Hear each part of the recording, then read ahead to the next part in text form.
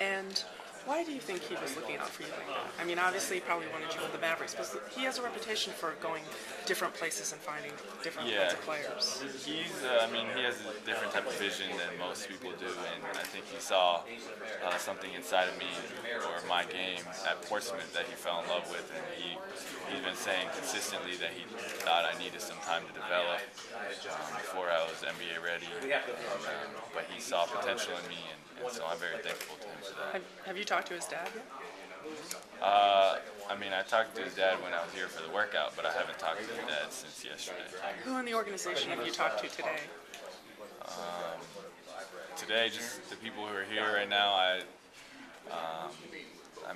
talked to Larry Riley on the phone last night. Some people don't like going home because there is so much pressure and there's so many people around.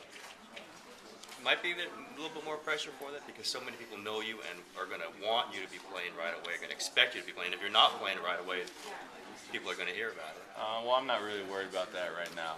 I'm just going to play my game and see where that takes me, and I'm not worried about filling, shoes or meeting other people's expectations. That's never how I approach the game. Hey Jeremy, it seems like whenever you put better competition, your game seems to step up. I noticed at Harvard you were okay, but when you played against the better teams, you even played better. And then now against John Wall, that seemed like one of your better games. How do you feel? Why do you think that's true?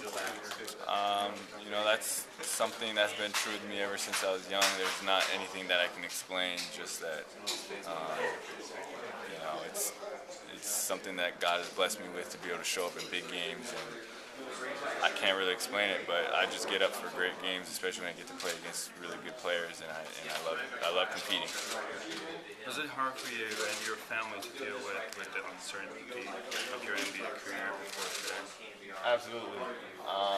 The last 3 months has been a very anxious 3 months because the first time in forever where I didn't know where I was going to go next year to play basketball, and now it's my job. So there was a lot of anxiety, but growing up in a Christian household, we trusted in God, and that was our approach to it. We were going to give our best effort and allow Him to lead us where He wanted us to be. How did your family go through this period with you?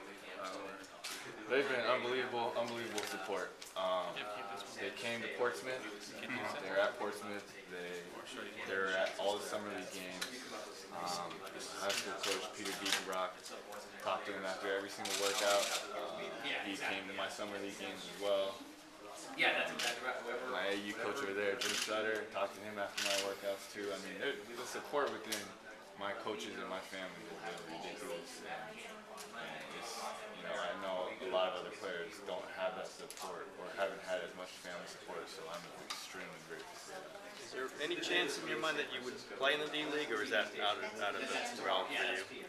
Sorry, is there? That you would play in the D League? Is there any during the process? Yeah. Yeah, I think during the process you think about all the potential options overseas, D League, NBA, and so there are times when that crossed my mind. Absolutely. At this point, you don't think that's a possibility? At this point, it's always a possibility if you don't play well, and it's always a possibility that you can get cut, waived if you don't play well. But that's not the attitude that I'm going to come into training camp with. I'm going to come in ready to compete, ready to fight for my time, for my spot on the team. I know even back in high school, you accepted the Asian American impact that you were going to have, but you were a basketball player. But because it's here and because the fan base is very heavily with the Asian American, do you understand how much they're going to be following you? How important? I don't think I fully understand it yet, but I think I will later.